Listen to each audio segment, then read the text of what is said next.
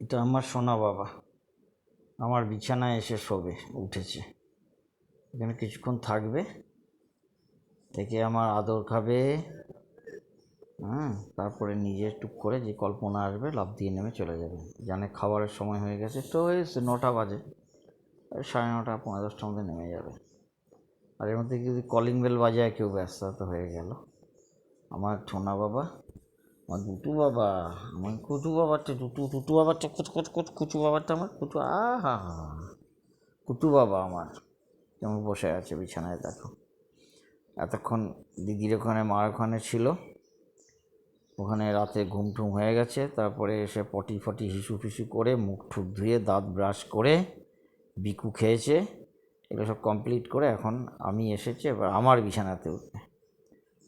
কখনো ওই জানালাতে বসবে, ওটা খুব ভালো লাগে। ওই জানালায় বসলে ওখান থেকে সব লোকজন দেখে, ওদিকে রাস্তা, কিন্তু এখন রোদ আছে, রোদে না রাখাই ভালো। যার জন্য বললাম বাবা যেও না, এদিকে থাকো, এদিকে এসে বসে আছে। হ্যাঁ, আমার নিচের ঘরে গেলে এই জানালাটা পাবে, ওদিকে ছায়া, ওখানে গেলে ওখানে উঠে বসে থাকবে। হ্যাঁ, আমার ফোনে ঘাঁটবে, আমার খাতা কলম, আমি এখানে লেখালেখি করি বিভিন্ন কিছু, সেই টানাটানি করবে। ওর কাজই হচ্ছে দুষ্টুমি করা, আর কিছু না। সোনা বাবা, ভালো থাকো, সুস্থ থাকো, তোমাদের নিয়েই তো আমাদের জীবন। তোমরা অসুস্থ হলে আমাদের খারাপ লাগে, তোমরা সুস্থ থাকলে আমার ভালো লাগে।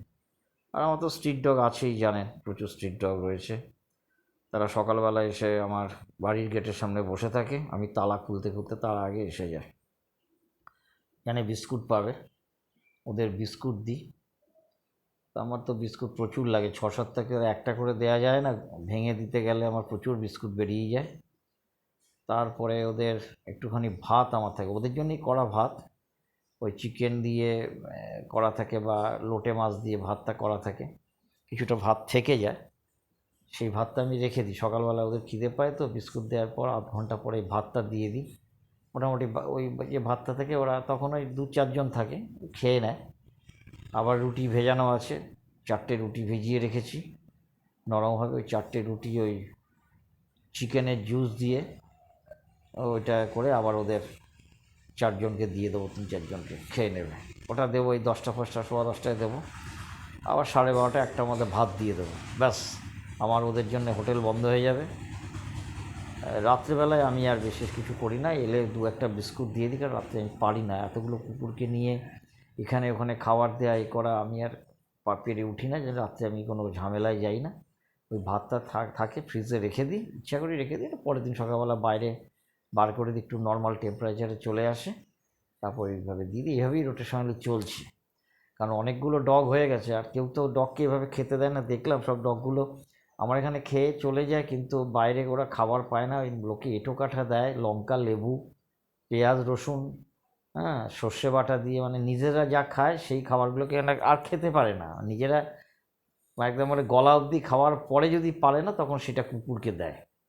হ্যাঁ, এবং ওই ধরনের খাবার খেলে ওদের অসুস্থ হয়। একটা তো হয়েছে অসুস্থ, একটা বাড়িতে বিরিয়ানি ফিরিয়ানি, আলু ফালু অনেকগুলো ওদের সেদ্ধ হয়নি, বা লোকের পাতের অচ্ছিষ্ট ফেলে দিয়েছে, এক গাদা ডাল করে রাস্তার উপর ঢেলে দিয়েছে। মানে এদের বোধ বুদ্ধি শিক্ষা দীক্ষার লেশ মাত্র নেই। সেগুলো খেয়েছে, খেয়ে দুটো কুকুর অসুস্থ হয়েছে। তা আমি বলছিলাম যে তোরা যে এগুলো খাস, এটা তো অ্যাকচুয়াল যারা করে তাদের শুনিয়ে বলা, কিন্তু তাদের তো বোধ বুদ্ধি, মানবিকতা বোধ এগুলো কিছু নেই, সব হারিয়ে গেছে। তাহলে তোরা যেগুলো খাস, এবার এই অসুস্থ হলে ওষুধগুলো খেয়ে দেবে, আমাকে তো ওষুধ দিতে হয়, ওদের হজম হয় না। তখন ওদের হজমের জন্য আমার ওষুধ দিতে হয়, ট্যাবলেট দিতে হয়। এদের তো আর ওষুধ, যেগুলো বড় হয়ে গেছে ওগুলো তো আর ধরে খাওয়ানো মুশকিল, তাও কয়েকটাকে ট্যাবলেট খাইয়ে দিই। ওই গ্যাস ফ্যাস হয়ে যায়, বুঝতে পারি, গ্যাসের ট্যাবলেট খাইয়ে দিতে হয়। গ্যাসের ট্যাবলেট আমরা প্যান্ডি খাওয়ালে হয়, কিন্তু পেন্টোট্যাব আছে ওদের জন্য, অ্যানিমেলদের জন্য পেন্টোট্যাবটাই ভালো। আরেকটা লিকুইড সুক্রল, সুক্রলটাও দিই। ওই সুক্রলটা দিতে গেলে এগুলো দেওয়া উচিত খালি পেটে দেওয়া উচিত, তখন একটু করে একটু কিছুর মধ্যে নিয়ে গুলে মুখের মধ্যে জোর করে, ওরা চট করে কিছু করে না, কারণ আমি যেহেতু এদের ঘাটাঘাটি করি, এরা কামড়ায় না, কিন্তু ধরে নিয়ে করাটা খুব মুশকিল, ছটফট করে। এইভাবে করছি। এরা তো খেয়ে নিজেদের অচ্ছিষ্টতা দিয়ে এরা চলে গেল, ফেলে দেবো, কুকুরে খেলে আমার কিছুটা কাজ দিল। আর যতক্ষণ নিজে পারবো গাঁতিয়ে পেটে গলায় দরকার হলে মাথাতে গুজে নেবো, তখন কুকুরকে দেবো না। আর যখন পারবো না একদম মানে গলা অবধি এসে যাবে, বেরিয়েই যাবে, তখন সেটা কুকুরকে দেবো।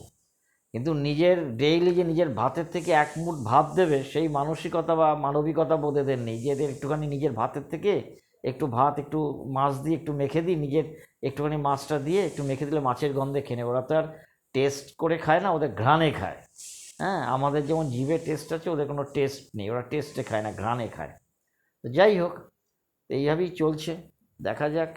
এদের তো দেখভাল করে ওষুধপত্র আমাকে কিনতে হয়, এত আমার তো নিজের ডগের ওষুধের সঙ্গে ওদের ওষুধ তো মেশাই না, দুটো ওষুধ আলাদা রাখতে হয়, তারপর ডবল খরচা। মেজর কিছু হয়ে গেলে আমার পক্ষে তো করা সম্ভব না, স্যালাইন ফ্যালাইন দেওয়া বা ডাক্তার দেখানো, সেগুলো এতগুলো ডগকে তো আমার একার পক্ষে সম্ভব না। আর এখানে মানসিকতা হচ্ছে ডগের ওপর থেকে পীড়িত করবো, টাকা পয়সা লাগলে দৌড়ে চলে এবার কথা বলবো না। হ্যাঁ, আমাকে অনেকে বলো লাইগেশন করবো, লাইগেশন করবো, আপনি দেখুন, আপনি দেখুন, খোঁজ খবর নিলাম, যখন খুঁজতে গেলাম, কারণ বাড়ি নেই এখন, না ঠিক আছে পরে জানাবো, হ্যান ত্যান, এই ইত্যাদি ইত্যাদি। হ্যাঁ, মানে যখনই পয়সার খবর, মানে বিনা পয়সায় যতটা করিয়ে নেওয়া যায়, পয়সা হলেই আমি নিই, অথচ কাজটা চাই। এই তো এদের কালচার।